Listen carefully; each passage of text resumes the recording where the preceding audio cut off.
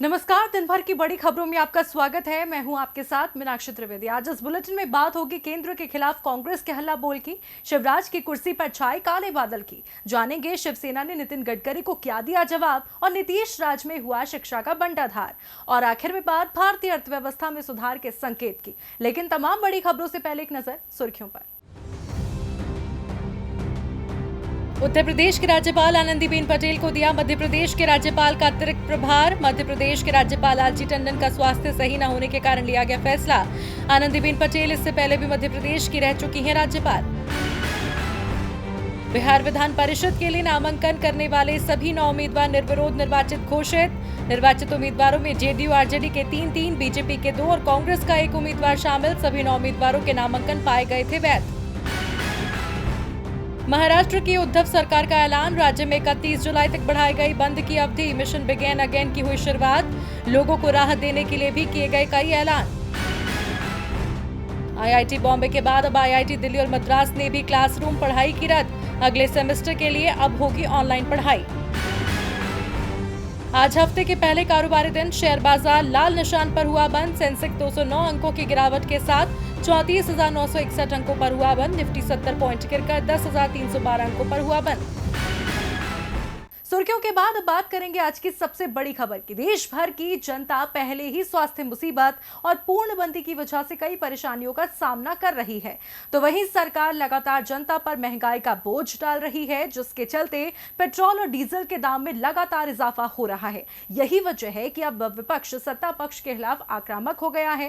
कांग्रेस ने आज से पेट्रोल डीजल की बढ़ती कीमतों को लेकर मोदी सरकार के खिलाफ हल्ला बोल दिया है। इसी पर चर्चा के लिए हमारे साथ मौजूद हैं राजीव जी।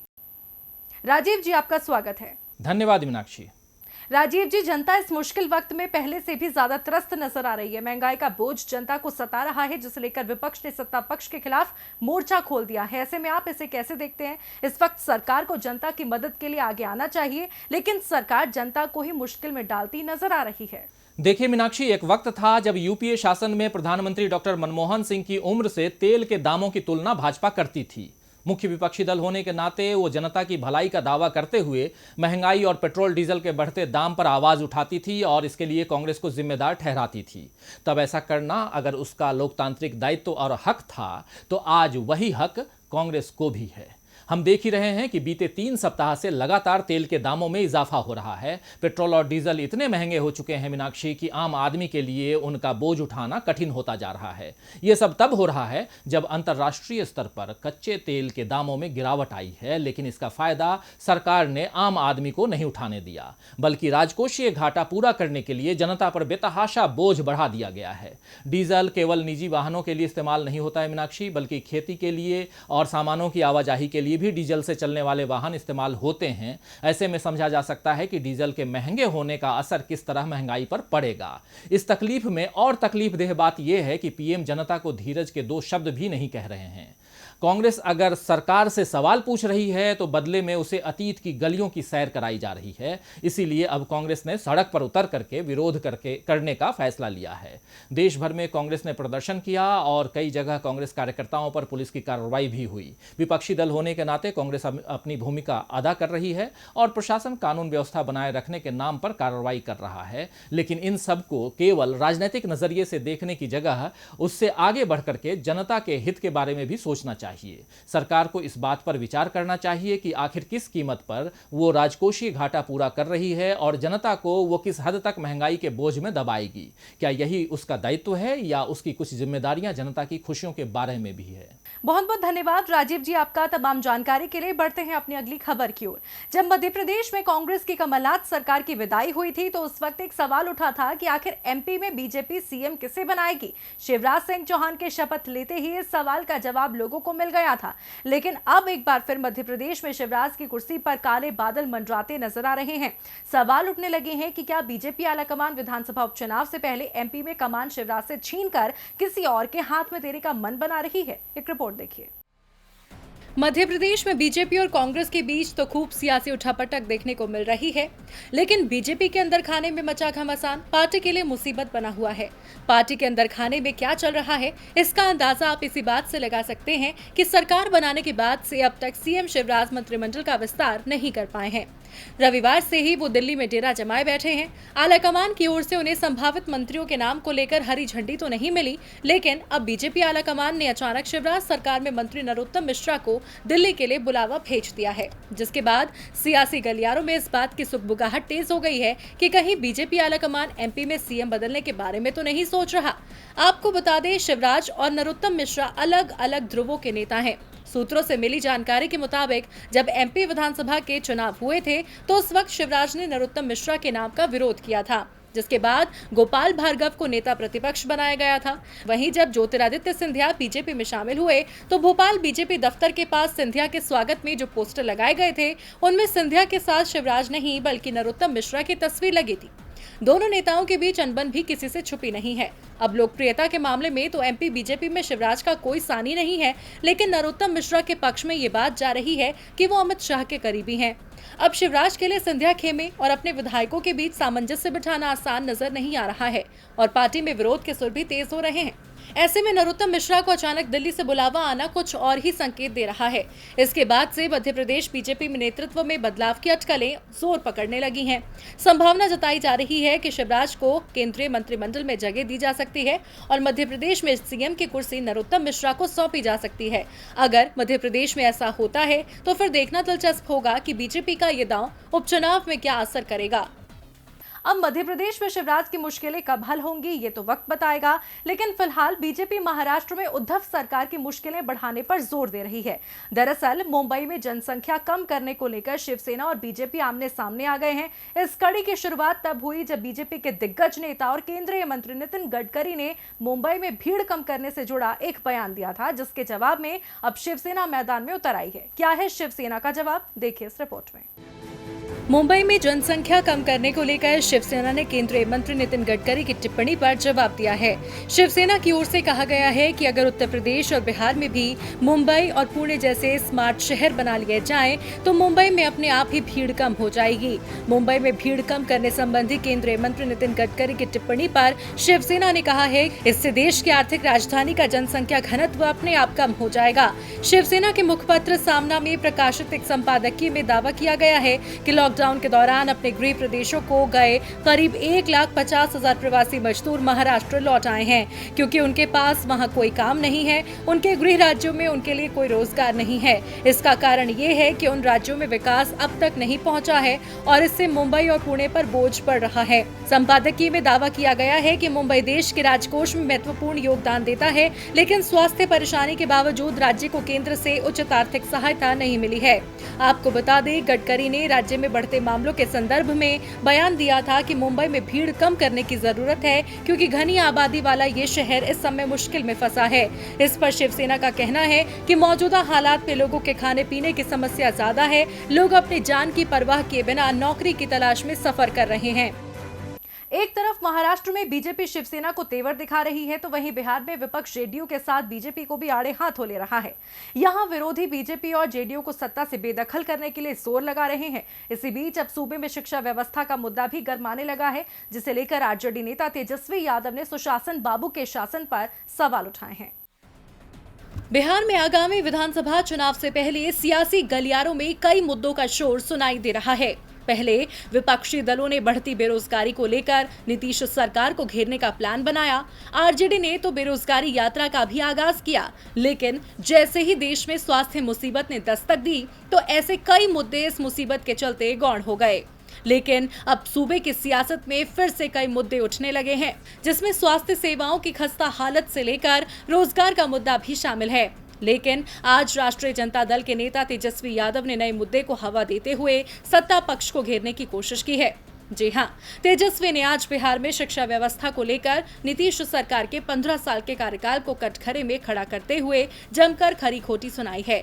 तेजस्वी ने ट्वीट किया, क्या आप जानते हैं देश के टॉप 100 यूनिवर्सिटीज में बिहार की एक भी यूनिवर्सिटी नहीं है? आखिर क्यों? 15 वर्षीय सुशासनी सरकार इस पर जनता को जवाब दे। नीतीश कुमार जी और भाजपा ने मिलकर 15 वर्ष में बिहार की शिक्षा व्यवस्था को चौपट कर दिया है।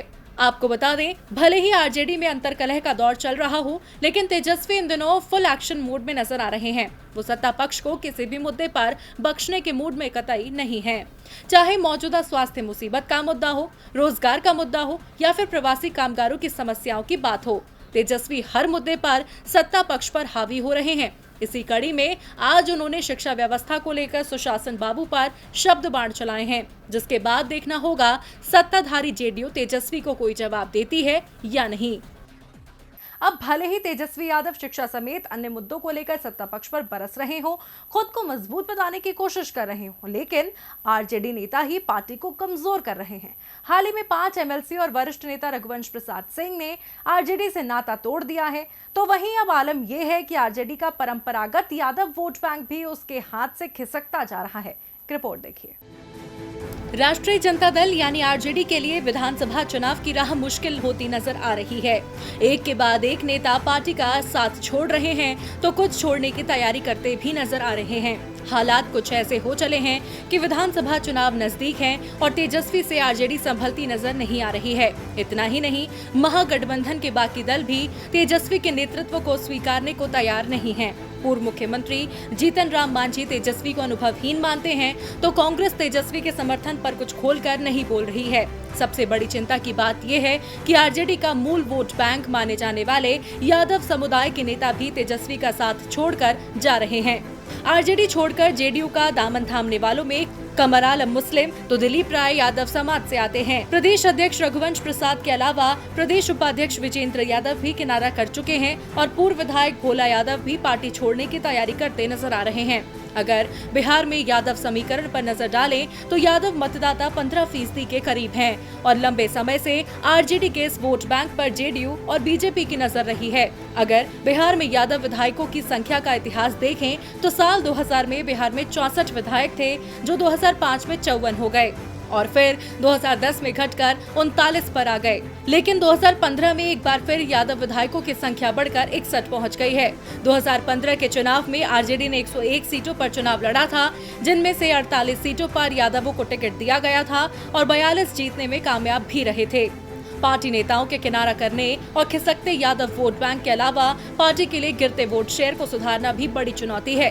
अब देखना ये होगा कि लालू की गैर मौजूदगी में हाशिए पर जाती आरजेडी को तेजस्वी कैसे मजबूत बनाते हैं, जिससे उनकी पार्टी वापस पटरी पर लौट सके।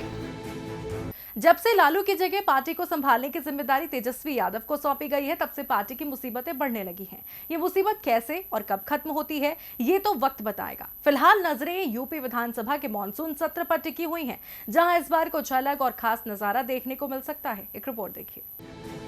यूपी विधानसभा का मॉनसून सत्र इस बार बेहद खास होने वाला है। यूपी विधानसभा में मॉनसून सत्र के दौरान कई अहम मुद्दे जरूर उठाए जाएंगे, लेकिन स्वास्थ्य मुसीबत के बीच सोशल डिस्टेंसिंग के नियमों का पालन करते हुए माननीय कहां बैठेंगे, इसको लेकर फॉर्मूला तैयार करने की जरूरत है, क्योंकि सदन में सीटें तो केवल 379 हैं और विधानसभा सदस्य 404 हैं। मतलब साफ है, सदन में पहले से ही 25 सीटें कम हैं और सदन में अतिरिक्त कुर्सियां लगाकर इसे पूरा किया गया है। और अब स्वास्थ्य मुसीबत के बीच सोशल डिस्टेंसिंग का ध्यान भी रखना है। ऐसे में माननीय एक सीट छोड़कर बैठेंगे। इस लिहाज से देखा जाए तो विधानसभा के सत्र के दौरान करीब 190 विधायकों के बैठने की ही व्यवस्था है।